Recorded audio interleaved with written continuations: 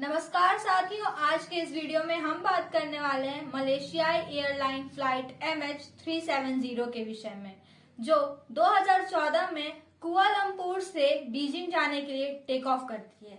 लेकिन वो flight Beijing नहीं पहुंचती है, वो रास्ते में गायब हो जाती है और उस दिन के बाद से उस फ्लाइट को आज तक किसी ने नहीं देखा। तो आइए आपको पूरा मामला विस्तार से समझाती हूँ। 8 मार्च 2014 रात के 12:42 पे मलेशियाई फ्लाइट MH370 कुआलालंपुर से बीजिंग के लिए टेक ऑफ करती है। उसे बीजिंग में लैंड करना था। ये फ्लाइट में 227 पैसेंजर, 10 फ्लाइट अटेंडेंट और 2 पायलट्स थे। एक तरफ कैप्टन जाहिर अहमद शाह, जो कि 53 साल के थे उस वक्त, और वो मलेशियाई एयरलाइंस के मोस्ट सीनियर कैप्टन्स में से एक थे और उन्हें बहुत ही एक्सपीरियंस था। दूसरी ओर फर्स्ट ऑफिसर फरीक हमीद, जो कि उस वक्त 27 वर्ष के थे। ये फ्लाइट उनके लिए एक ट्रेनिंग फ्लाइट थी और इसे पूरा करने के बाद वो एक सर्टिफाइड पायलट बन जाते हैं। ये फ्लाइट लगभग 20 मिनट तक सही दिशा में उड़ती रही और रात के 1:08 पे लगभग 11 मिनट बाद प्लेन एंटर करती है वियतनाम के एयर ट्रैफिक जुरिस्डिक्शन में। इस रीजन से जो कुआलालंपुर का एयर ट्रैफिक कंट्रोल है वो रेडियो पे कहता है मलेशियन 370 कॉन्टैक्ट हो ची मी 120.9 गुड नाइट। जाहिर आंसर करते हैं गुड नाइट मलेशियन 370।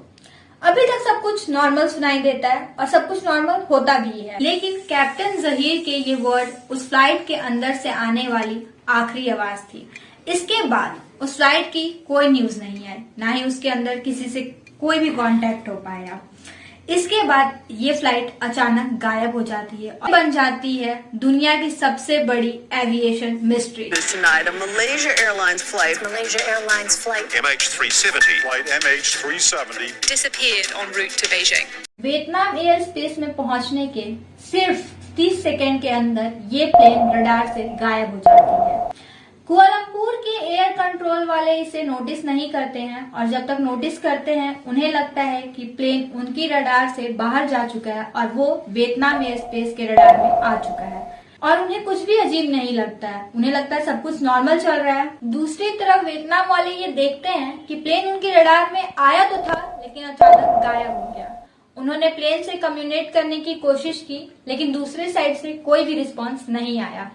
लगभग 18 मिनट के लगातार प्रयास के बाद वियतनाम एयर ट्रैफिक कंट्रोल ने कुआलालंपुर को इन्फॉर्म किया कि MH370 फ्लाइट गायब हो चुकी है। जनरली ऐसे सिचुएशन में कुआलालंपुर ARCC को 1 घंटे के अंदर नोटिफाई कर देना चाहिए था कि प्लेन गायब हो चुका है, लेकिन लगभग 4 घंटे के बाद एक इमरजेंसी रिस्पांस शुरू हुआ। वह 6:32।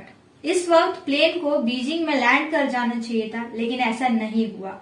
उसके बाद तुरंत ही एक इमीडिएट सर्च टीम बुलाई जाती है और प्लेन को खोजना शुरू होता है। जैसा कि आप नक्शे में देख सकते हैं, प्लेन मलेशिया से बीजिंग जाने के लिए टेक ऑफ हुआ। बीच में वियतनाम और साउथ चाइना सी पड़ता है, तो सबसे पहला सर्च ऑपरेशन साउथ चाइना सी में शुरू किया गया प्लेन को ढूंढने के लिए। ये ऑपरेशन एक इंटरनेशनल एफर्ट था। इसमें 34 शिप, 28 एयरक्राफ्ट 7 अलग अलग देशों ने इस्तेमाल किए थे प्लेन को ढूंढने के लिए। जब प्लेन सिविलियन रडार से बाहर निकला तो उसके बाद उसे एक मिलिट्री रडार ने स्पॉट किया था। उस मिलिट्री रडार के अकॉर्डिंग प्लेन आखिरी बार 2:22 के देखा गया था, लेकिन उस प्लेन की लोकेशन साउथ चाइना सी नहीं थी, बल्कि वो अंडमान निकोबार आइलैंड के पास था, स्ट्रेट ऑफ मल्लका के पास। और दिनों बाद एक नया सबूत सामने आया सैटेलाइट डाटा के जरिए। प्लेन लगातार सैटेलाइट से कम्युनिकेट करने की कोशिश कर रही थी, लेकिन ये कोई प्रॉब्लम नहीं थी, क्योंकि अधिकतर प्लेन्स ऐसा करती रहती है कम्युनिकेशन को इजी बनाने के लिए। प्रॉब्लम तब हुई जब प्लेन सैटेलाइट से केवल लॉग इन करने का ट्राई कर रही थी ताकि एक कनेक्शन बन सके। उससे कोई डाटा शेयर नहीं कर रही थी अपने लोकेशंस का, लेकिन कुछ साइंटिस्ट और इन्वेस्टिगेटर ने इसी का इस्तेमाल करके प्लेन की अप्रोक्सीमेट लोकेशन फाइंड करने की कोशिश की। जब सैटेलाइट ने कम्युनिकेशन रिसीव किया होगा तो उसने अपनी एंटीना को प्लेन के डायरेक्शन में टर्न किया होगा। इसकी हेल्प से प्लेन की एग्जैक्ट लोकेशन तो नहीं पर अप्रोक्सीमेट लोकेशन पता चल सकती है। प्लेन ने 7 बार सैटेलाइट से कम्युनिकेट करने की कोशिश की थी, इसलिए आप यहाँ पे देख सकते हैं कि 7 अलग अलग सर्कल्स बने हुए हैं और उनके ऊपर टाइम भी लिखा हुआ है कि प्लेन ने कितने बजे सैटेलाइट से कम्युनिकेट करने की कोशिश की है। 7th सर्कल पे आप जो टाइम देख रहे हैं वो लेटेस्ट टाइम है जब प्लेन ने सैटेलाइट से कम्युनिकेट करने की कोशिश की थी और वो आखिरी बार था जब प्लेन ने सैटेलाइट से कम्युनिकेट करने की कोशिश की। ये काजाकिस्तान से लेकर चाइना, इंडोनेशिया और ऑस्ट्रेलिया से गुजरता हुआ इतने बड़े समुद्र में लास्ट सर्कल में कहीं भी हो सकता था। ये वो आखिरी पॉइंट था जहां पे प्लेन ने सैटेलाइट से कम्युनिकेट करने की कोशिश की थी। इन्वेस्टिगेटर ने कुछ और कैलकुलेशन की स्पीड, फ्यूल को लेकर कि प्लेन में कितना फ्यूल बचा है और इसके बाद उन्होंने एस्टिमेट किया कि प्लेन सर्कल में किस जगह पे है। उस जगह को फेमसली नाम दिया गया the 7th arc. 7th arc काफी बड़ा जगह है समुद्र के बीच में, तो उसे पूरी तरह सर्च कर पाना बहुत मुश्किल था, तो भी वहां पे सर्च टीम भेजी गई, सर्च ऑपरेशन किया गया। समुद्र के नीचे गहराई में जाकर भी प्लेन को खोजने की कोशिश की गई, लेकिन कोशिश नाकाम हुई। प्लेन का कोई भी पार्ट नहीं मिला, प्लेन का कोई पता नहीं चला। प्लेन के खोने के पीछे जो थ्योरीज है, आइए हम उन्हें एक एक करके डिस्कस करते हैं।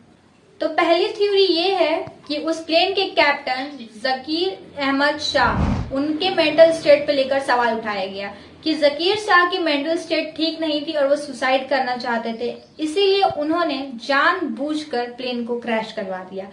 लेकिन इस थ्योरी को ये कहकर डिनाई कर दिया गया कि उनके बिहेवियर में ऐसा कुछ भी नहीं देखने को मिला, ना ही उनके फैमिली बैकग्राउंड में कोई इश्यू चल रहा था, ना ही फाइनेंशियल प्रॉब्लम थी, इसलिए उनके मेंटल हेल्थ खराब होने की कोई भी बात नहीं की गई, इसलिए ये थ्योरी गलत साबित हुई। दूसरी थ्योरी ये थी कि उस प्लेन में ट्रैवल करने वाले 2 लोग पासपोर्ट चुरा कर ट्रैवल कर रहे थे।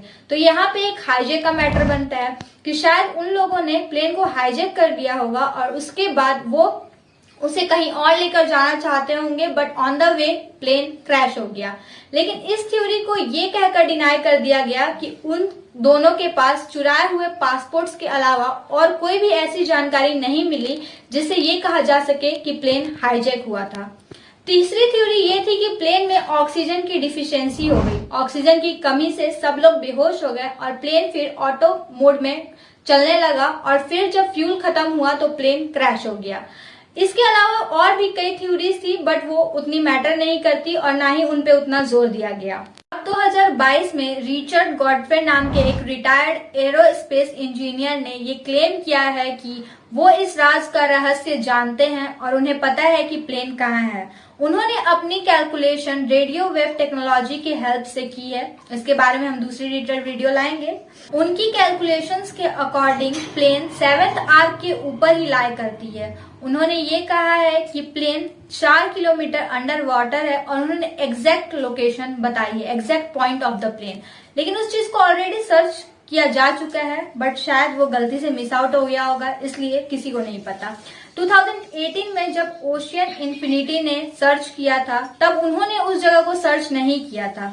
रिचर्ड का ये कहना है कि एक बार फिर से सर्च ऑपरेशन स्टार्ट की जाए, प्लेन मिल जाएगा। इस वीडियो में इतना ही। अगर प्लेन की कोई फिर खबर आएगी तो हम आपके लिए जरूर लाएंगे। अगर आपको ये वीडियो इन्फॉर्मेटिव लगा तो वीडियो को लाइक करें और चैनल को सब्सक्राइब करें। धन्यवाद।